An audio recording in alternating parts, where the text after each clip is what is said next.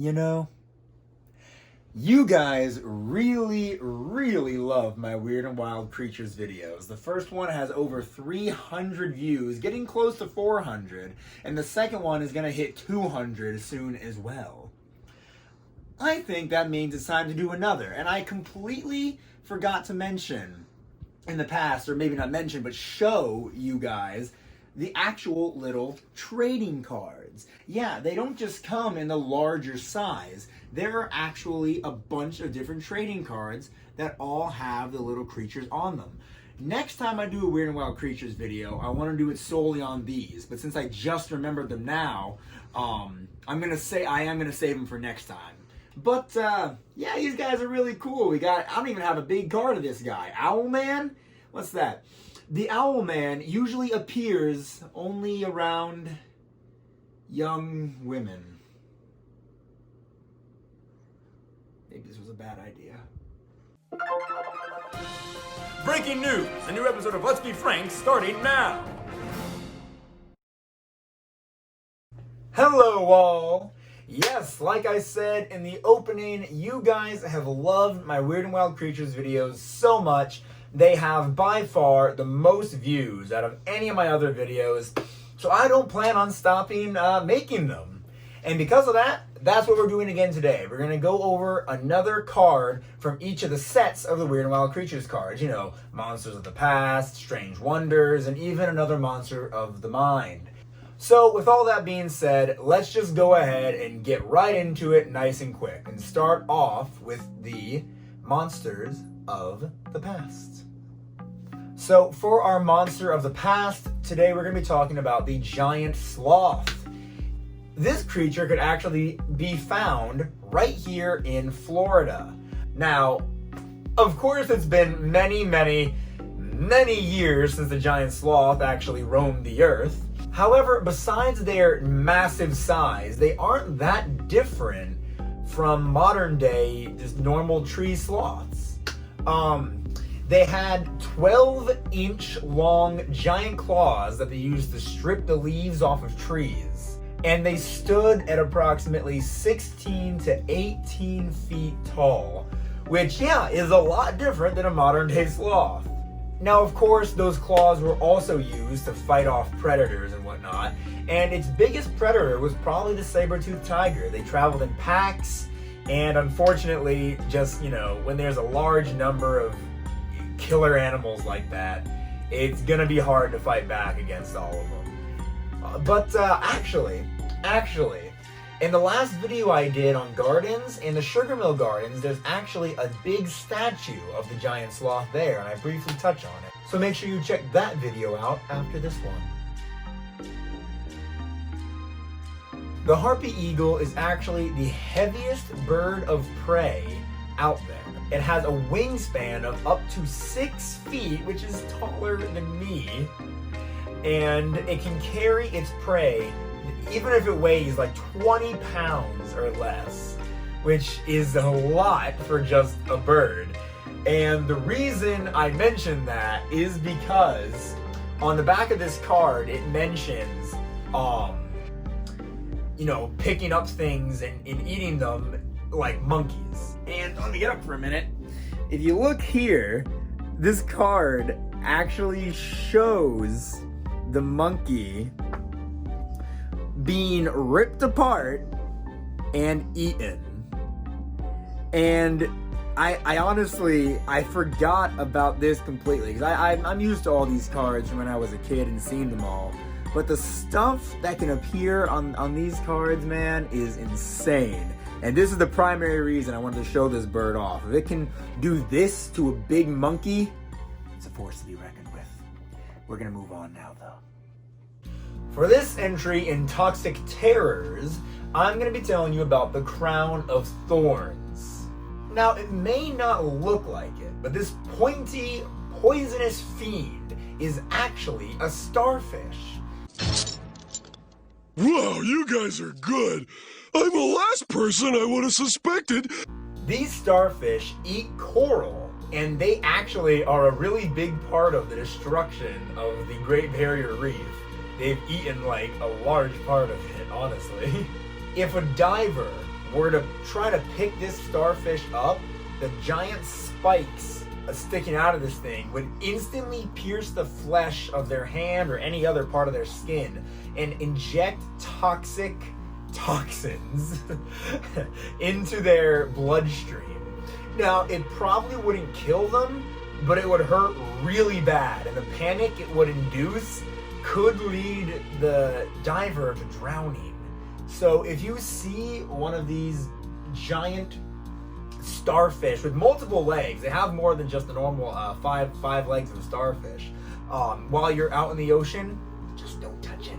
Just stay away from it, or else you might drown.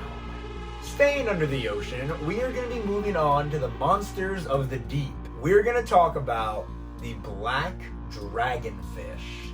This guy is freaking gnarly looking, let me tell you.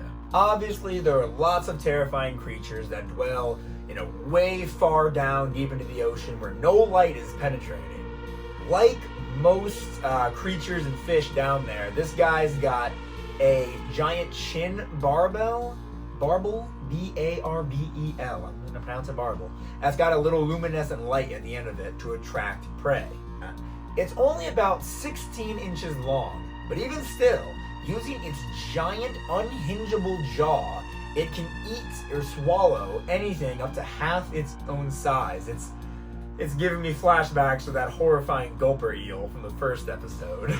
Fun fact, actually, the male black dragonfish serves no purpose other than to mate with the females. Yes, the females have all the bells and whistles, like that chin strap and everything. The males don't even have a proper or even like a finished digestive tract. They can't even hardly eat. They are born to mate and then they die, probably due to starvation. I swear, girls just have all the fun. Now that we're in the tiny terrors section, we're going to talk about a truly disturbing creature, the land leech. Yes, the land leech. You guessed it, it's a leech that lives on the land. Who would have guessed? I thought I'd be safe. I thought leeches were only in the water, but now that I know they're on land too, we're literally not safe anywhere from a leech. These suckers can burrow through the bottoms of shoes, through your socks, and into your feet. Once they attach to your feet, they suck your blood through your foot. But no. That's not even the worst part. No. The worst part of it is the fact that they secrete this numbing agent so you don't even feel it when they attach to you and start breaking through your skin. These guys are truly like modern day horrors. They are real life monsters of the mind, if you ask me. Is that a real one? It says, yeah. That's not a monster of the mind? Nope, that is the real life land leech. Where is it found? Humid, vegetated areas of the Americas, Central Africa, Southern Asia, and Australia. This is a humid, well-vegetated area of the Americas. And if you notice, like behind me, how they're positioned, they have a sucker on both ends of their bodies, and the way they move is the best way I can really describe it is think of a slinky going down the stairs. That's how they move, just whomp, whomp, whomp, whomp. It's disgusting. Let's move on. This is gross. Now we are on to the strange wonders, and we are going to be talking about the robber crab.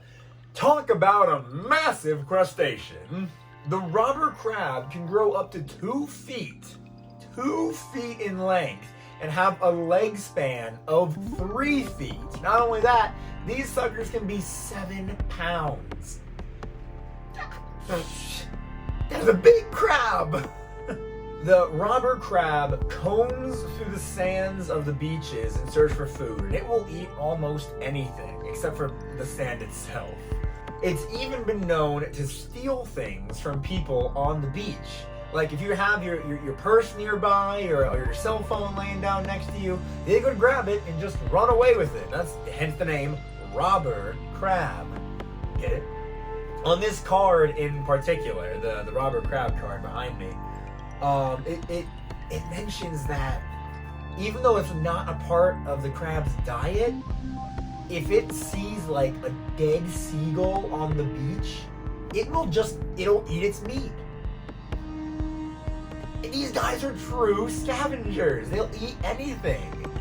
And anything from just tiny little things they find in the beach to a giant seagull, and they'll start picking the meat off of it. It's horrible. It's a strange wonder for sure.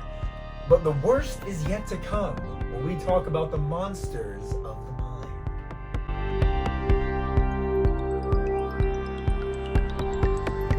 Now that we've arrived at the monsters of the mind, I want to promise you we are not touching any Greek legend this time.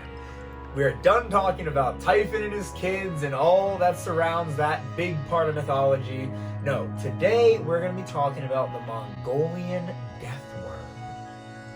Arguably a little bit worse, because this one's said to be based and found in close to modern day. Let me explain.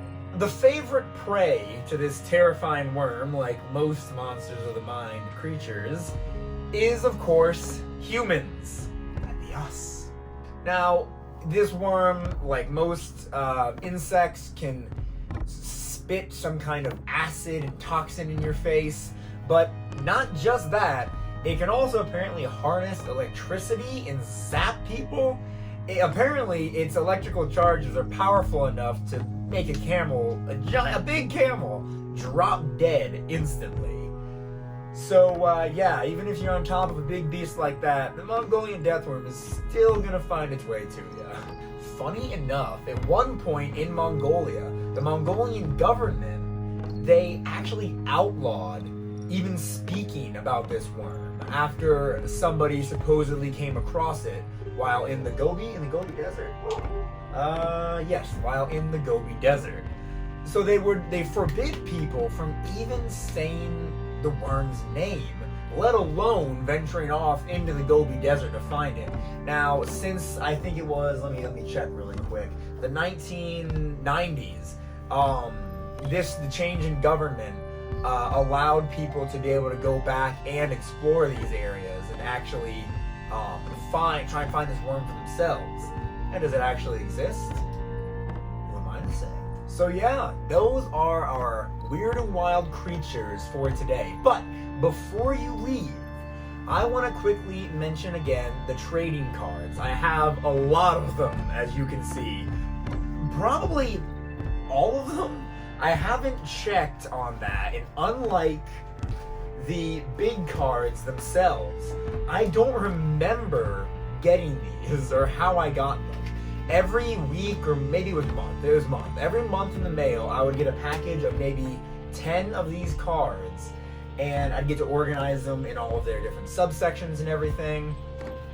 But I can't even remember these guys coming in the mail, these smaller trading cards. And there is a game, an actual trading card game you can play with them. And the only issue is I don't have the Monster Mania card, which is the last subclass, and they just have a bunch of games and puzzles on these cards and everything. I don't have the Monster Mania card that explains how you play the game. So despite that, I'm going to do a little bit more research into it, but despite that, next time I talk about the weird and wild creatures, I want to show you guys some of these cards and how they differ from the bigger, what do they call them, the information cards, and just explore the possibilities of how one could play the game. I'm really excited to do that. It's going to be a little bit different than normal, so if you're interested in seeing those trading cards shown, why not subscribe so you know when the video comes out? Follow me on Instagram at Let's Be Frank 2020, because I always post updates on there as well. And like the video if you enjoyed this one in particular. With all that being said, thanks for watching, and until next time.